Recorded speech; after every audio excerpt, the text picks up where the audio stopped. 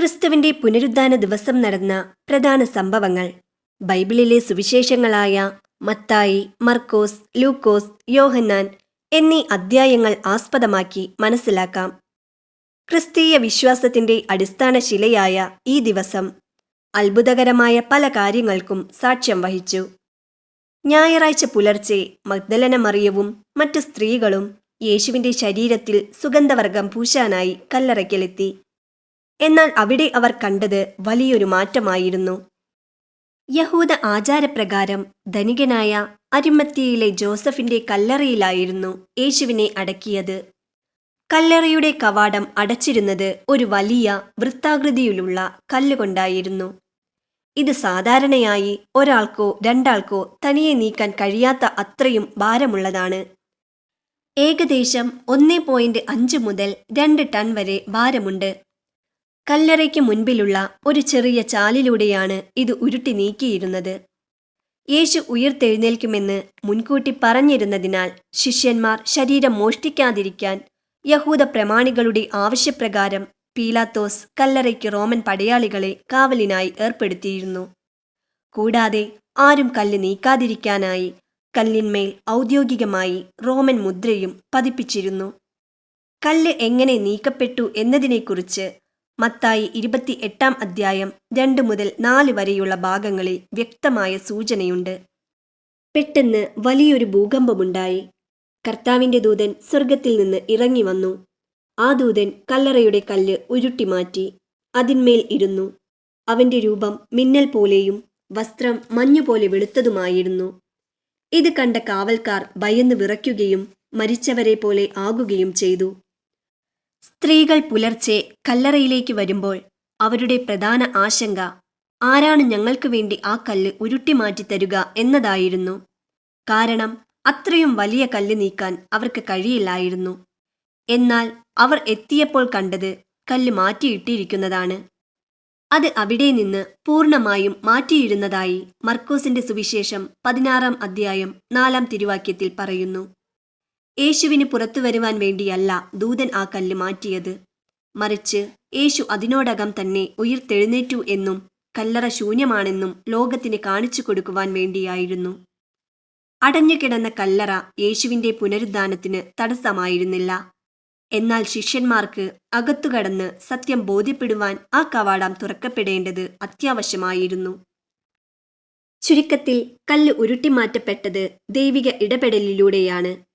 അത് മനുഷ്യശക്തിയാൽ അസാധ്യമായ ഒന്നായിരുന്നു എന്നത് തന്നെ ആ സംഭവത്തിന്റെ പ്രാധാന്യം വർദ്ധിപ്പിക്കുന്നു.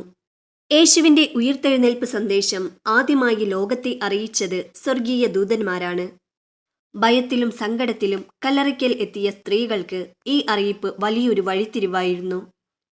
കല്ലറയ്ക്കൽ കാവൽ നിന്ന പടയാളികൾ ദൂതനെ കണ്ട് ഭയന്ന് വിറച്ചപ്പോൾ അവിടെ എത്തിയ സ്ത്രീകളോട് ദൂതൻ ആദ്യം പറഞ്ഞത് ഭയപ്പെടേണ്ട എന്നാണ്.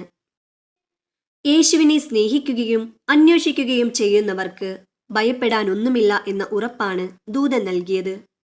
ദൂതന്റെ സന്ദേശത്തിലെ ഏറ്റവും പ്രധാനപ്പെട്ട ഭാഗം ഇതായിരുന്നു: നിങ്ങൾ ക്രൂശിക്കപ്പെട്ട നസറാനായ യേശുവിനെ അന്വേഷിക്കുന്നു എന്ന് ഞാൻ അറിയുന്നു. എന്നാൽ അവൻ ഇവിടെ ഇല്ല. താൻ പറഞ്ഞതുപോലെ ഉയിർത്തെഴുന്നേറ്റു. യേശു നേരത്തെ തന്നെ തന്റെ ശിഷ്യന്മാരോട് പറഞ്ഞതുപോലെ മരിച്ച് 3-ാം നാൾ ഉയിർത്തെഴുന്നേൽക്കും എന്നത് സത്യമായി ഭവിച്ചു എന്ന് ദൂതൻ അവരെ ഓർമ്മിപ്പിച്ചു. മരണത്തിന് യേശുവിനെ തളച്ചിടാൻ കഴിയില്ല എന്ന പ്രഖ്യാപനമായിരുന്നു അത്.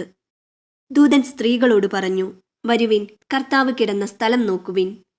കല്ലറയ്ക്കുള്ളിലേക്ക് നോക്കാൻ അവരെ ക്ഷണിച്ചതിലൂടെ യേശുവിന്റെ ശരീരം അവിടെ ഇല്ലെന്ന് അവർക്ക് ബോധ്യമായി. വെറും തുണികൾ മാത്രം അവിടെ ശേഷിച്ചിരുന്നു. കേവലം വാക്കുകളിലൂടെയല്ല, മറിച്ച് കൺമുന്നിലുള്ള തെളിവുകളിലൂടെയാണ് ദൂതൻ സന്ദേശം നൽകിയത്. സന്ദേശം കേൾക്കുക മാത്രമല്ല, അത് മറ്റുള്ളവരെ അറിയിക്കാനുള്ള ദൗത്യവും ദൂതൻ അവർക്ക് നൽകി. ശിഷ്യന്മാരെ അറിയിക്കുക, യേശു ഉയിർത്തെഴുന്നേറ്റു എന്ന വിവരം പത്രോസിനോടും മറ്റു ശിഷ്യന്മാരോടും പോയി പറയാൻ ദൂതൻ ആജ്ഞാപിച്ചു. യേശു താൻ മുൻപ് പറഞ്ഞതുപോലെ ശിഷ്യന്മാർക്ക് മുൻപേ ഗലീലയിലേക്ക് പോകുന്നു എന്നും അവിടെ വച്ച് അവർ അവനെ കാണുമെന്നും ദൂതൻ അറിയിച്ചു. മരണം അവസാനമല്ലെന്നും നിത്യജീവൻ സാധ്യമാണെന്നും ഇത് നമ്മെ ഓർമ്മിപ്പിക്കുന്നു. സ്ത്രീകൾ കല്ലറയ്ക്കൽ നിന്ന് മടങ്ങിയപ്പോൾ അനുഭവിച്ച ഭയവും സന്തോഷവും കലർന്ന ആ മാനസികാവസ്ഥ വളരെ സവിശേഷമാണ്. സാധാരണഗതിയിൽ ഈ രണ്ട് വികാരങ്ങളും ഒരേ സമയം വരാറില്ല. എന്നാൽ പുനരുദ്ധാന വാർത്ത കേട്ടപ്പോൾ അവർക്കുണ്ടായ വികാര വിസ്ഫോടനത്തെക്കുറിച്ച് മത്തായിയുടെ സുവിശേഷം 28 അധ്യായം 8 തിരുവാക്യത്തിൽ കൃത്യമായി പ്രതിപാദിക്കുന്നുണ്ട്. പുലർച്ചെ നടന്ന ഭൂകമ്പം, സ്വർഗത്തിൽ നിന്നിറങ്ങി വന്ന ദൂതന്റെ മിന്നൽ പോലുള്ള രൂപം, വലിയ കല്ല് ഉരുട്ടിമാറ്റപ്പെട്ടത് എന്നിവ അവരെ വളരെയധികം ഭയപ്പെടുത്തി. മനുഷ്യബുദ്ധിക്ക് ചിന്തിക്കാവുന്നതിലും അപ്പുറമായിരുന്നു ആ കാഴ്ചകൾ. ദൈവത്തിന്റെ വലിയൊരു ശക്തി പ്രവർത്തിച്ചു എന്ന തിരിച്ചറിവ് അവരിൽ ഒരു തരം വിശുദ്ധമായ ഭയം ഉളവാക്കി. തങ്ങൾ അങ്ങേയറ്റം സ്നേഹിക്കുന്ന ഗുരു മരിച്ചു എന്ന് കരുതിയെടുത്ത് നിന്ന് അവൻ ജീവിക്കുന്നു എന്ന വാർത്ത അവരിൽ വലിയ സന്തോഷമുണ്ടാക്കി. യേശു മുൻപ് പറഞ്ഞിരുന്നത് പോലെ തന്നെ സംഭവിക്കുന്നു എന്ന തിരിച്ചറിവ് അവർക്ക് വലിയ പ്രത്യാശ നൽകി. മരണം യേശുവിനെ പരാജയപ്പെടുത്തിയില്ല എന്ന ബോധ്യം അവരെ ആനന്ദിപ്പിച്ചു. അവർ ഭയത്തോടും സന്തോഷത്തോടും കൂടി ഈ വിവരങ്ങൾ അറിയിക്കാനായി ശിഷ്യന്മാരുടെ അടുത്തേക്ക് തിടുക്കത്തിൽ ഓടുമ്പോൾ യേശു തന്നെ അവർക്ക് എതിരെ വന്ന് നിങ്ങൾക്ക് വന്ദനം എന്ന് പറഞ്ഞു. അപ്പോൾ അവർ അവന്റെ കാല് പിടിച്ച് നമസ്കരിച്ചു. യേശുവിനെ നേരിട്ട് കണ്ടതോടെ അവരുടെ ഭയം മാറുകയും സന്തോഷം പൂർണ്ണമാവുകയും ചെയ്തു. ചുരുക്കത്തിൽ മനുഷ്യർ സാധാരണ അനുഭവിക്കുന്ന ഭയത്തെയല്ല, മറിച്ച് ദൈവികമായ അത്ഭുതം കണ്ടു നിൽക്കുമ്പോഴുള്ള ഭയഭക്തിയെയാണ് ഇവിടെ കാണുന്നത്. സ്ത്രീകൾ ഈ വിവരങ്ങൾ ശിഷ്യന്മാരെ അറിയിച്ചു.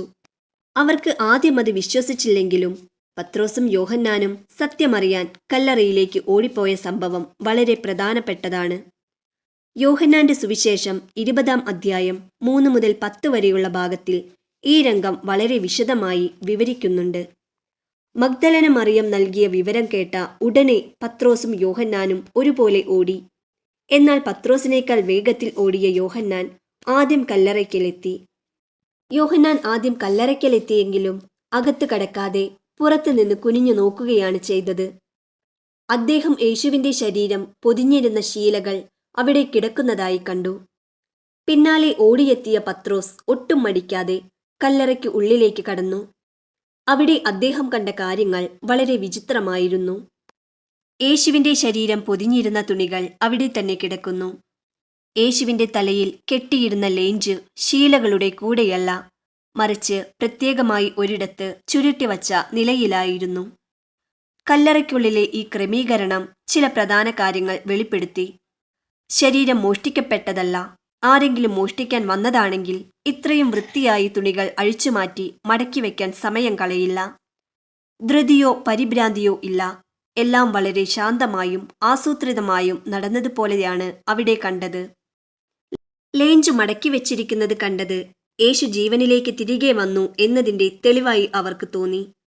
പത്രോസിന് പിന്നാലെ യോഹന്നാനും അകത്ത് കടന്നു.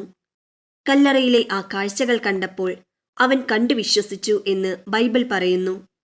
മരിച്ചവരിൽ നിന്ന് അവൻ ഉയിർത്തെഴുന്നേൽക്കേണ്ടതാകുന്നു എന്ന തിരുവെഴുത്ത് അവർ അതുവരെ പൂർണ്ണമായി ഗ്രഹിച്ചിരുന്നില്ല.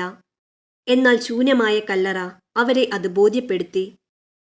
സംഭവിച്ച കാര്യങ്ങളെക്കുറിച്ച് അത്ഭുതപ്പെട്ടുകൊണ്ട് അവർ തങ്ങളുടെ താമസ സ്ഥലത്തേക്ക് മടങ്ങിപ്പോയി. യേശുവിന്റെ ഉയിർത്തെഴുന്നേൽപ്പ് ദിവസം നടന്ന ഏറ്റവും മനോഹരവും അർത്ഥവത്തുമായ സംഭവങ്ങളിൽ ഒന്നാണ് എമ്മാവൂസ് യാത്ര. ലൂക്കോസിന്റെ സുവിശേഷം 24 അധ്യായം 13 മുതൽ 35 വരെയുള്ള വാക്യങ്ങളിൽ ഇത് വായിക്കാവുന്നതാണ്. യെരുശലേമിൽ നിന്ന് ഏകദേശം 11 കിലോമീറ്റർ ദൂരെയുള്ള എമ്മാവൂസ് എന്ന ഗ്രാമത്തിലേക്ക് 2 ശിഷ്യന്മാർ നടന്നു പോകുകയായിരുന്നു.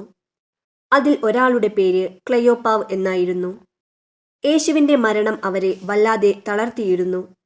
അവർ സംസാരിച്ചു കൊണ്ട് നടക്കുമ്പോൾ യേശു അവരുടെ അടുക്കൽ വന്ന് അവരോടൊപ്പം നടന്നു. എന്നാൽ അവനെ തിരിച്ചറിയാൻ കഴിയാത്ത വിധം അവരുടെ കണ്ണുകൾ അടയ്ക്കപ്പെട്ടിരുന്നു. തങ്ങൾക്കൊപ്പം നടക്കുന്നത് ഉയിർത്തെഴുന്നേറ്റ കർത്താവാണെന്ന് അവർ അറിഞ്ഞില്ല. നിങ്ങൾ തമ്മിൽ സംസാരിച്ചു നടക്കുന്നത് എന്താണെന്ന യേശുവിന്റെ ചോദ്യത്തിന് അവർ സങ്കടത്തോടെ മറുപടി നൽകി. യെരുശലേമിൽ നടന്ന യേശുവിന്റെ ക്രൂശീകരണം അദ്ദേഹം അറിയാത്തതാണോ എന്ന് അവർ അത്ഭുതപ്പെട്ടു. യേശു ഒരു വലിയ പ്രവാചകനായിരുന്നു എന്നും അവൻ ഇസ്രായേലിനെ വീണ്ടെടുക്കുമെന്ന് അവർ പ്രത്യാശിച്ചിരുന്നു എന്നും അവർ പറഞ്ഞു. കല്ലറ ശൂന്യമാണെന്ന സ്ത്രീകൾ പറഞ്ഞ വാർത്തയും അവർ പങ്കുവച്ചു. എങ്കിലും അവർക്ക് പൂർണ്ണമായി വിശ്വാസമില്ലായിരുന്നു. ശിഷ്യന്മാരുടെ അവിശ്വാസം കണ്ട് യേശു അവരെ തിരുത്തി.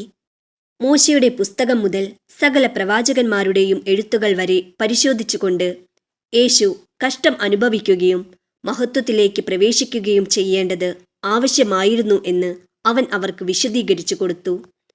ആ സംഭാഷണം അവരുടെ ഉള്ളിൽ ഒരു തീ പോലെ ജ്വലിച്ചു. എമ്മാവൂസിന് അടുത്തെത്തിയപ്പോൾ യേശു യാത്ര തുടർന്നു പോകുന്നതായി ഭാവിച്ചു. എന്നാൽ നേരം വൈകിയതിനാൽ തങ്ങളോടൊപ്പം താമസിക്കാൻ അവർ അവനെ നിർബന്ധിച്ചു.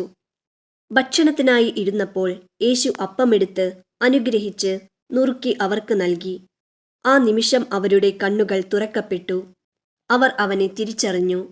എന്നാൽ ഉടനെ അവൻ അവരുടെ കാഴ്ചയിൽ നിന്ന് മറഞ്ഞു. കർത്താവിനെ കണ്ട ആവേശത്തിൽ അസമയമായിരുന്നിട്ടും അവർ ഉടൻ തന്നെ യെരുശലേമിലേക്ക് മടങ്ങിപ്പോയി.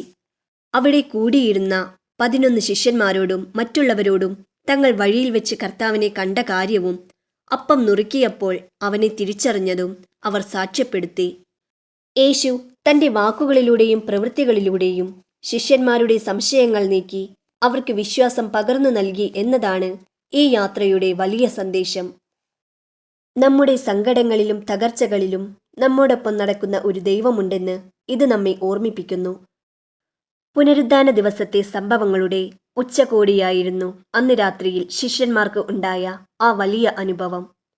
യോഹന്നാന്റെ സുവിശേഷം 20-ാം അധ്യായം 19 മുതൽ 23 വരെയുള്ള വാക്യങ്ങളിലും ലൂക്കോസിന്റെ സുവിശേഷം 24-ാം അധ്യായം 36 മുതൽ 49 വരെയുള്ള വാക്യങ്ങളിലും ഇത് വായിക്കാവുന്നതാണ്.